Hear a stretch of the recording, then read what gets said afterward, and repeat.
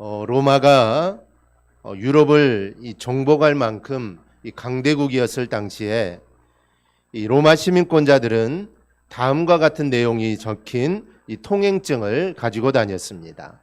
만약 땅이나 바다에서 이 통행증을 가진 사람을 해치려고 하는 사람이 있다면 당신이 로마 황제와 전쟁을 할 만큼 강한지 생각해 보시기를 바랍니다.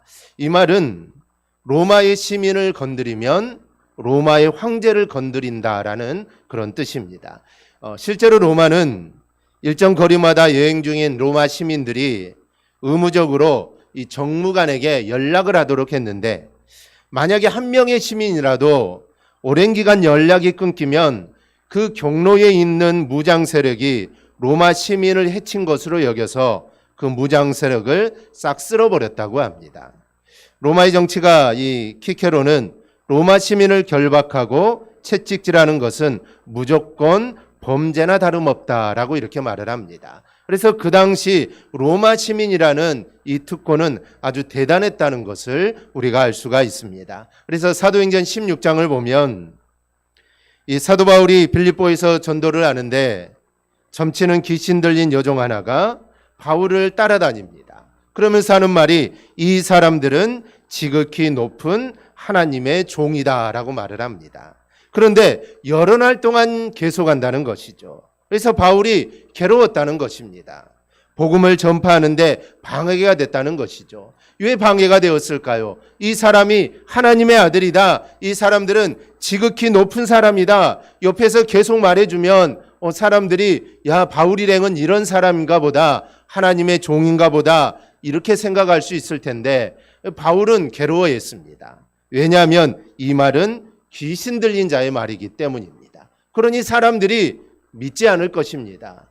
귀신 들린 자가 하는 말이니 사람들이 믿지 않고 오히려 복음을 전하는데 방해가 되는 것이죠. 그래서 그 여종에게 들어가 있던 귀신을 쫓아내버립니다. 그런데 주인이 자기 수익의 소망이 끊어진 줄 알고 바울 일행을 고발해버립니다. 그러자 관리들이 바울 일행에게 매질을 하고 옥에 가두어 버리죠. 그런데 바울이 로마 시민권자라는 사실을 알고는 그 관리들이 두려워하여 이 바울 일행을 풀어준 일이 있습니다.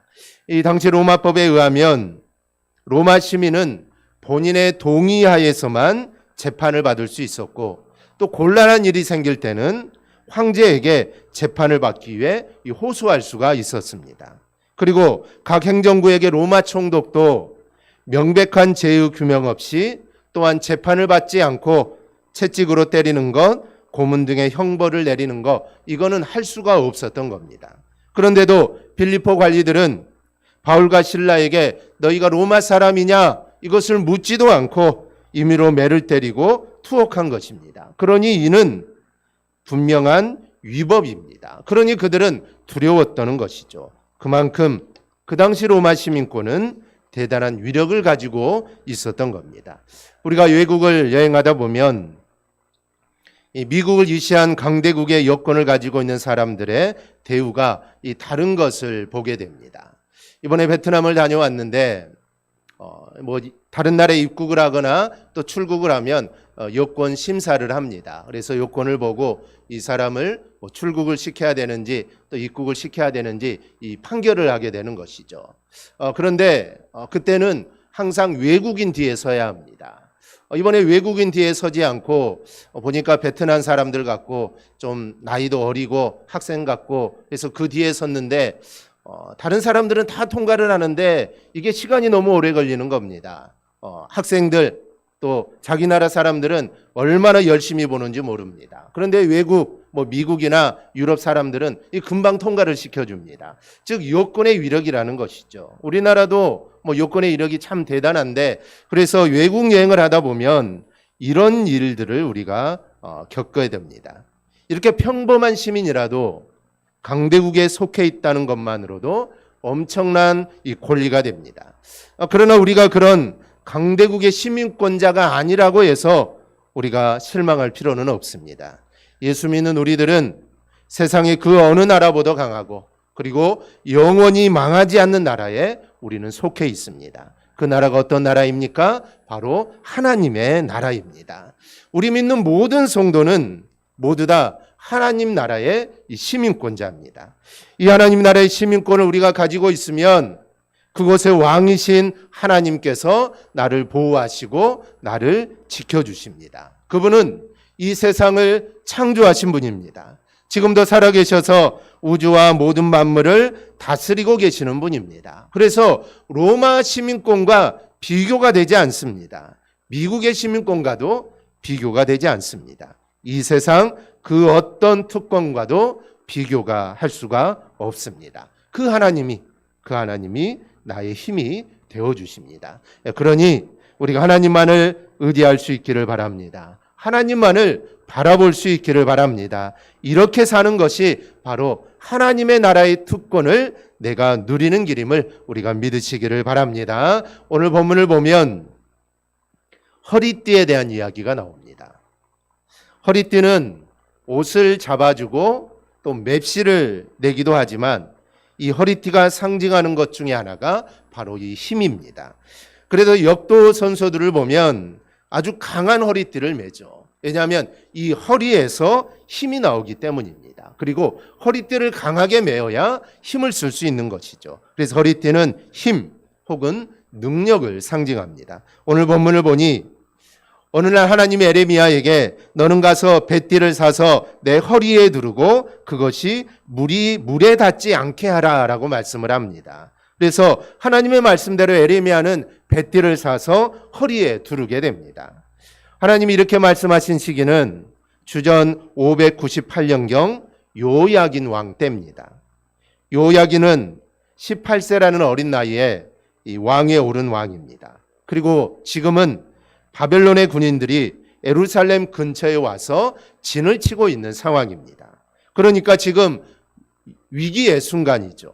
바로 이런 상황에서 예레미야 선지자는 유다인들이 이제 포로로 잡혀갈 것이다 라는 것을 예언을 합니다. 그리고 뱃띠를 허리에 두르는 행동으로 인해 유다 사람들이 지금 어떤 신앙을 가지고 있는가를 보여주는 것입니다. 나라가 망하고 포로로 끌려간다는 것은 그들의 신앙이 하나님만을 믿는 신앙이 아니라는 것을 알 수가 있습니다. 그럼 왜 유다 신앙의 모습을 뱃띠로 표현을 할까요? 9절 말씀입니다. 여호와께서 이와 같이 말씀하시니라 내가 유다의 교만과 예루살렘의 큰 교만을 이같이 썩게 하리라. 즉 교만을 지적하기 위함입니다. 이 배라는 것은 습기에 약해서 물에 닿지 않게 해야 합니다. 그런데 하나님은 에레미야에게 이렇게 말하죠. 너는 그 뱃띠를 가지고 유브라데 강가로 가서 그것을 그곳 바위 틈에 숨겨두라 라고 합니다. 에레미야 하나님의 명령하신 대로 유브라데 강으로 가서 뱃띠를 감추어 둡니다. 그리고 여러 날 후에 하나님의 에레미야에게서 너는 유브라데 강가로 가서 그 뱃띠를 끄집어내어 보라 라고 합니다. 여러분 이 뱃띠가 어떻게 되었을까요?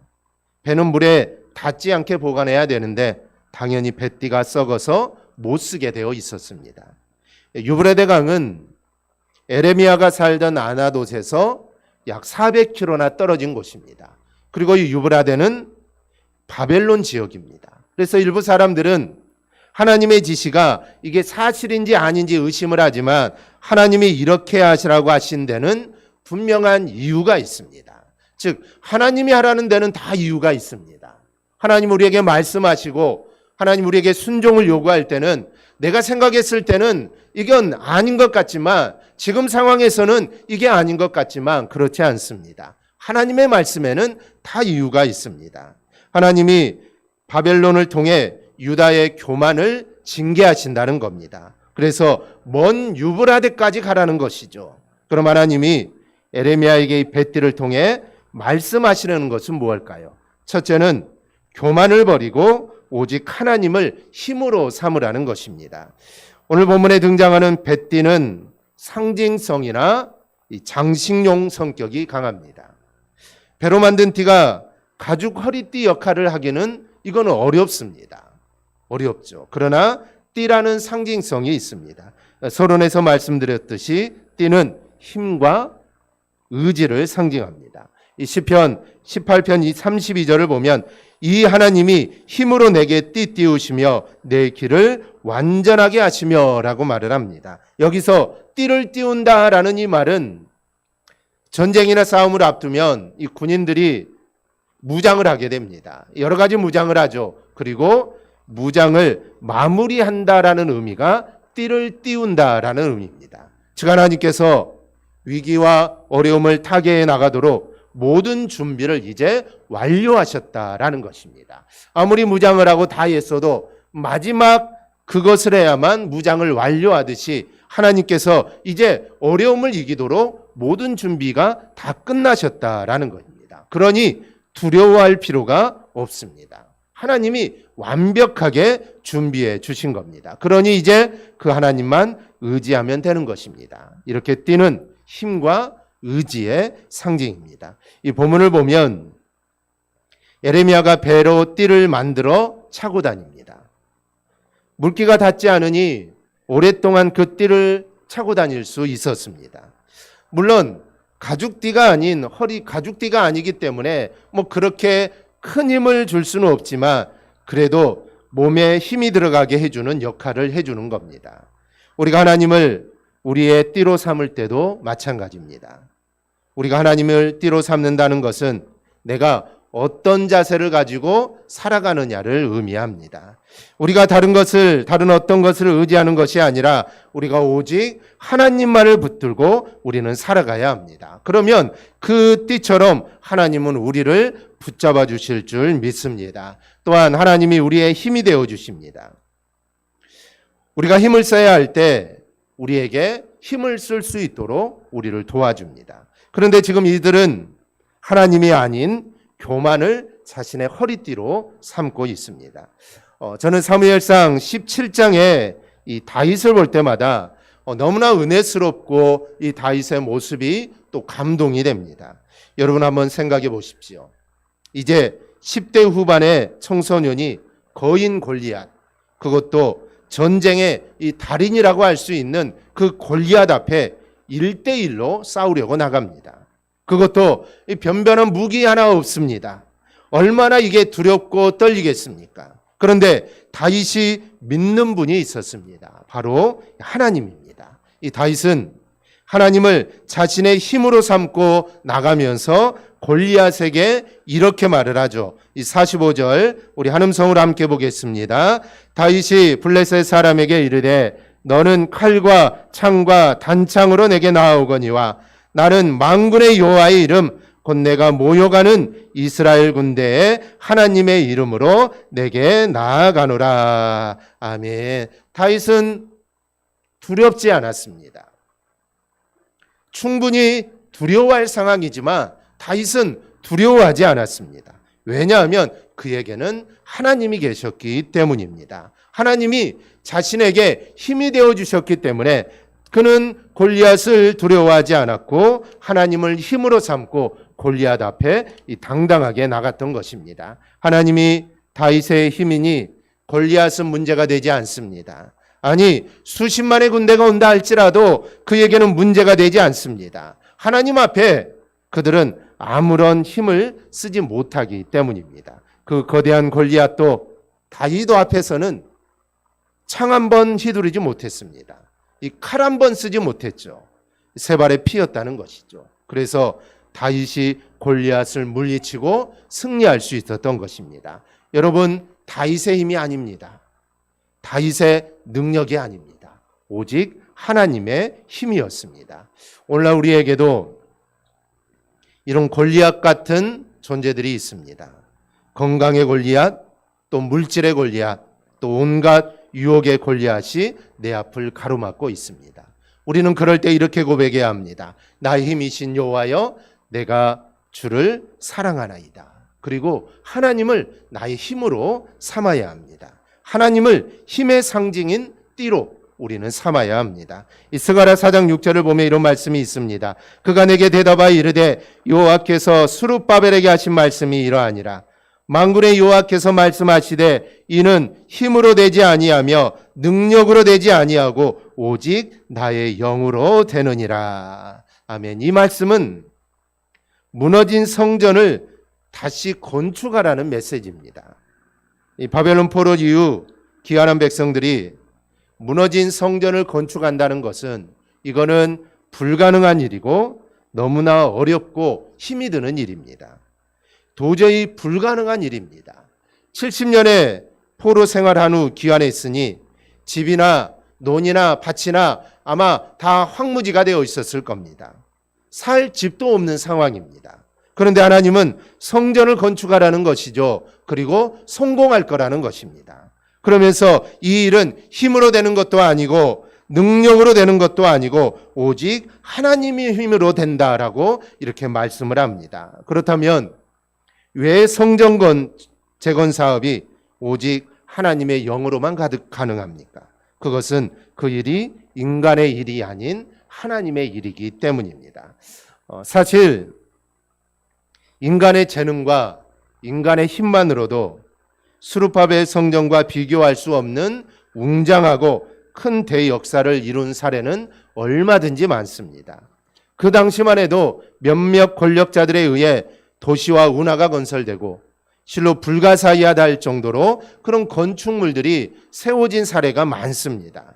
그렇다면 이런 것과는 비교할 수도 없는 실로 보잘것없다 할 수 있는 이 성전 건축이 인간의 재능과 힘만으로는 불가능하다 하나님이 말씀하신 이유가 뭡니까? 이는 인간의 일이 아닌 하나님의 일이기 때문입니다. 그리고 하나님이 주시는 힘을 힘입어 그 일을 할 때 비로소 하나님의 일을 제대로 감당하는 것입니다. 하나님은 하나님을 믿고 하나님을 자신의 힘으로 삼는 사람들을 절대로 외면하지 않습니다. 어려움을 이기게 하고 그리고 고난을 극복하게 하고 그리고 승리하게 하십니다. 그러므로 하나님을 힘으로 삼아 우리가 하나님의 일을 할 수 있기를 바랍니다. 하나님을 나의 힘으로 삼을 때 하나님의 일을 하는 것입니다. 내가 하고자 할 때, 내 힘으로 하고자 할 때, 내 능력으로 하고자 할 때 그 일은 하나님의 일이 아니라 나의 일이 되는 것입니다. 하지만 내가 정말 부족하고 내가 할 수 없다 생각이 들지만 내가 하나님이 주신 힘으로 그 일을 하게 되면 바로 그 일은 하나님의 일이 되는 것이고 그리고 하나님의 일을 우리가 잘 감당하게 되는 것입니다. 두 번째는 오직 하나님만 의지하라는 겁니다. 왜 하나님은 400km나 떨어진 유브라데 강가 바위 틈에 벳띠를 감추어 두었다가 썩은 벳띠를 다시 찾아오라고 했을까요? 그것은 바벨론을 의지하지 말라는 것입니다. 여러분, 우리가 세상을 의지하는 것은 그것으로 끝나는 것이 아닙니다. 우리가 세상을 의지하는 것, 즉 성도가 세상을 의지하는 것은 하나님을 인정하지 않는 것입니다. 그 자체가 바로 이 교만입니다. 그런데 이 역대하나 열왕기하를 보면 남유다의 말기 때 여러 왕들이나 사람들이 애굽을 의지하고 바벨론을 의지합니다. 즉 하나님을 의지하지 않죠. 그러자 하나님은 에레미야 46장 25절에서 보라 내가 너의 노예 아몬과 바로와 애굽과 애굽 신들과 왕들 곧 바로와 및 그를 의지하는 자들을 벌할 것이니라 라고 말을 합니다. 애굽을 의지하지 말고 바벨론을 의지하지 말라는 것입니다. 오직 하나님만을 의지해야 된다는 것이죠. 너희가 의지하는 바벨론, 너희가 의지하는 애굽, 내가 그들을 벌할 것이다. 그들은 아무것도 아니다. 그러니 나를 의지하라 라는 것입니다. 그런데도 왕들과 사람들은 하나님을 의지하지 않습니다. 바벨론을 의지하고 애굽을 의지합니다. 백성들도 그렇게 살아가게 된다는 것이죠. 이런 사람들에게 하나님은 열왕기하 18장 21절에서 이렇게 경고를 하십니다. 우리 한음성으로 함께 보겠습니다. 이제 내가 너를 위하여 저 상한 갈대 지팡이 애굽을 의뢰하도다. 사람이 그것을 의지하면 그의 손에 찔려 들어갈지라. 애굽의 왕 바로는 그에게 의뢰하는 모든 자에게 이와 같으니라. 아멘. 여기서 이 상한이라는 말은 부러지다, 깨어지다라는 말입니다. 이미 부러진 상태입니다. 그러니 아무런 쓸모가 없습니다. 그래도 갈대라고 해도 이게 꺾여 있지 않고 곧바로 서 있어야 그게 쓸모가 있을 텐데 이미 꺾어진 상태입니다. 그러니 이거는 아무런 소용이 없다라는 것이죠.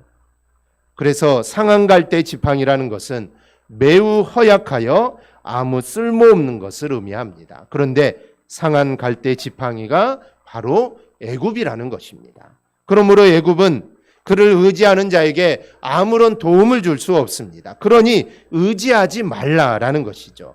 하나님이 역대하 20장 20절에서 너희는 너희 하나님 여호와를 신뢰하라 그리하면 견고하게 서리라 라고 말씀을 합니다.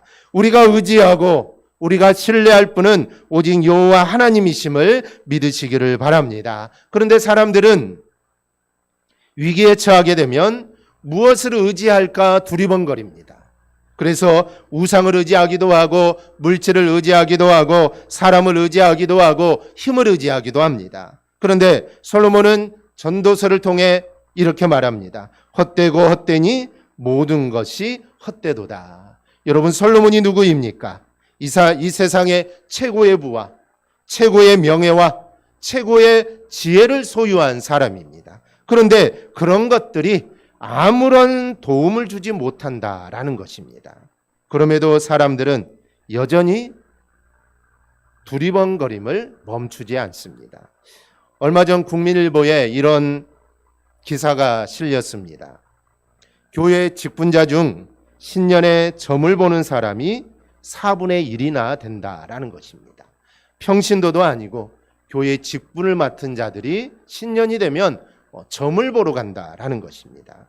전능하신 하나님을 믿고 있는 사람들이 하나님을 의지하기보다는 그런 점수를 더 신뢰하고 믿고 의지한다라는 것이죠. 그러나 시편 97편 7절을 보면 조각한 신상을 섬기며 허무한 것으로 자랑하는 자는 다 수치를 당할 것이라. 너희 신들아 여호와께 경배할지니라. 우상은, 그리고 우상을 섬기는 그 모든 일들은 헛수고라는 것입니다.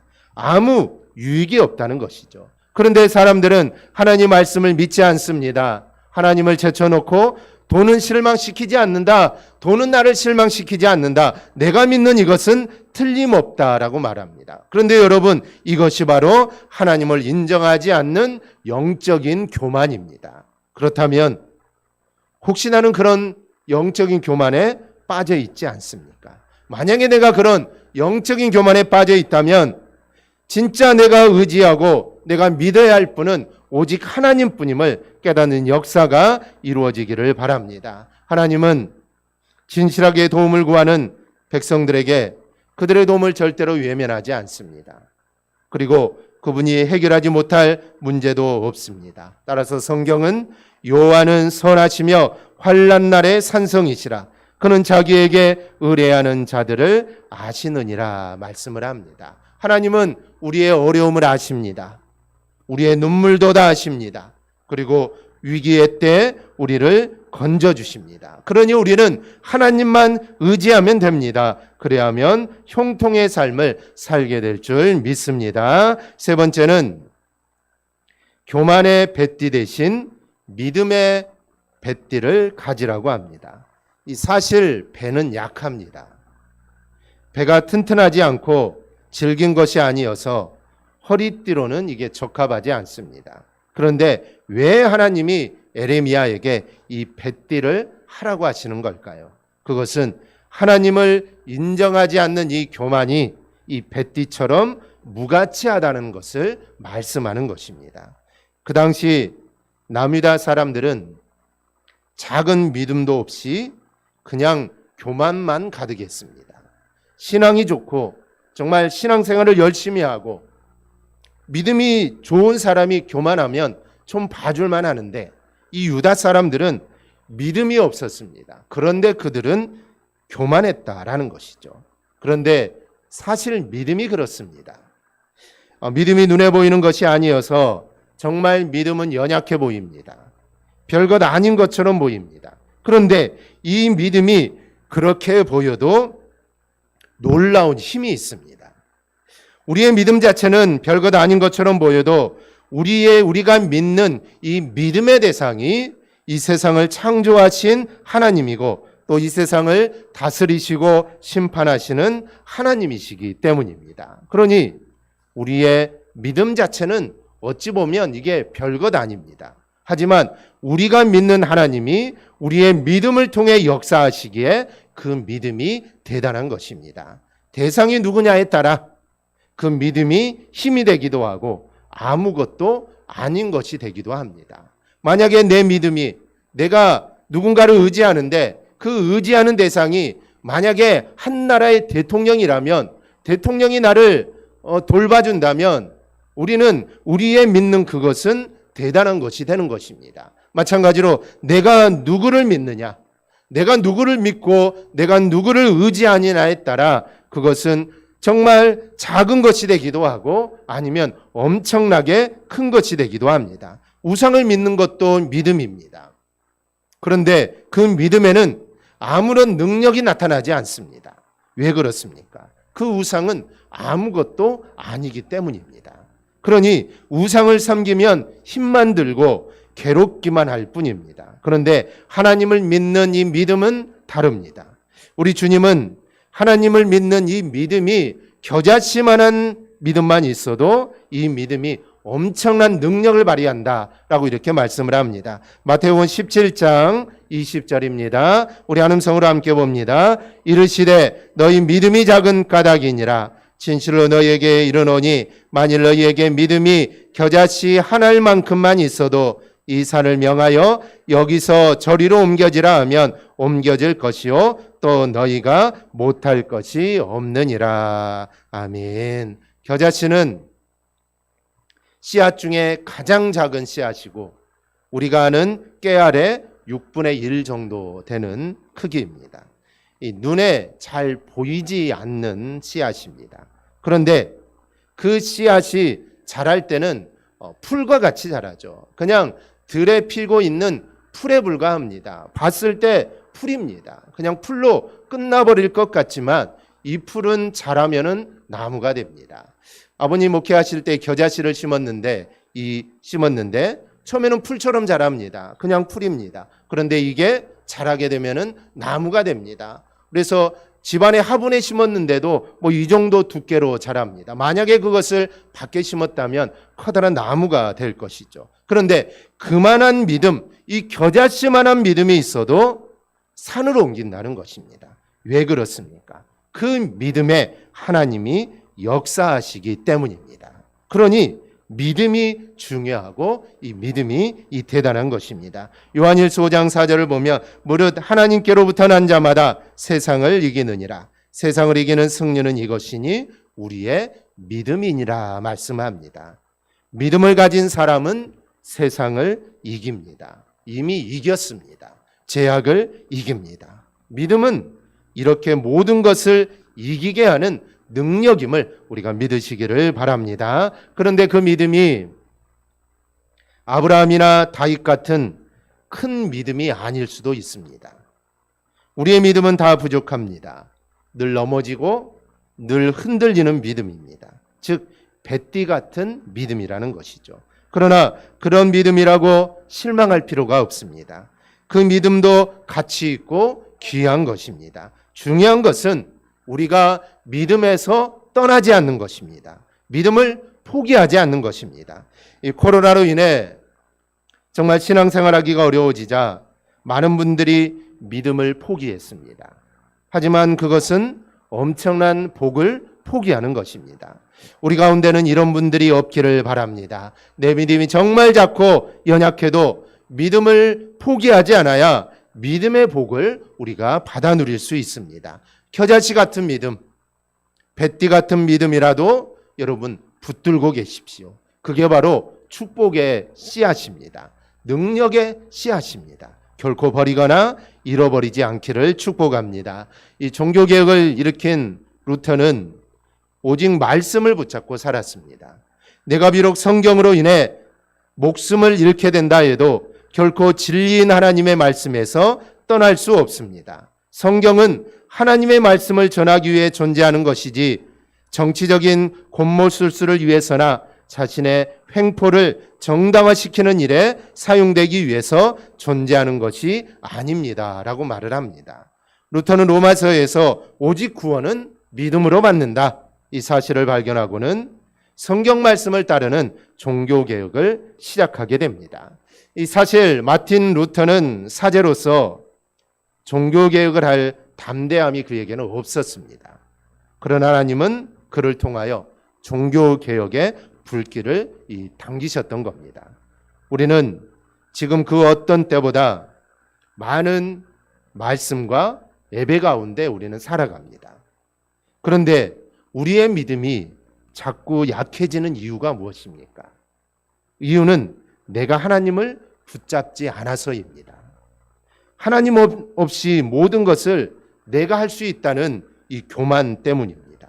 자꾸 하나님을 부인하는 영적인 교만 때문입니다. 그래서 많은 예배를 드리고 많은 말씀을 듣지만 우리의 믿음이 더욱더 성장해야 되지만, 많은 말씀이 있지만 우리의 믿음이 더욱더 약해지는 것입니다. 그러므로 오늘 이 뱃띠 비유를 통해 교만을 버리고 세상을 의지하지 말고 오직 하나님만을 의지하고 하나님을 힘으로 삼을 수 있기를 바랍니다. 그러면 분명 하나님께서 여러분에게 힘을 주시고 여러분에게 능력을 주실 줄 믿습니다. 내 힘이 아니라 내 능력이 아니라 하나님이 주시는 그 능력으로 늘 승리하며 늘 말씀 안에 거하는 저와 여러분이 되기를 주님의 이름으로 축원합니다. 아멘. 기도하겠습니다.